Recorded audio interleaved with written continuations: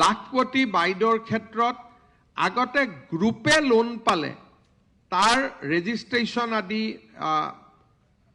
চৰকাৰে ৰেহাই দিছিল।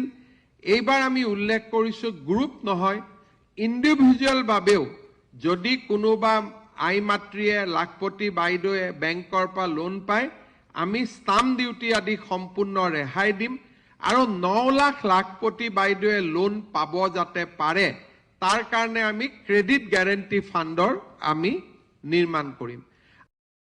লাখপতি বাইদেউৰ ক্ষেত্ৰত আগতে গ্ৰুপে লোন পালে তাৰ ৰেজিষ্ট্ৰেশ্যন আদি চৰকাৰে ৰেহাই দিছিল।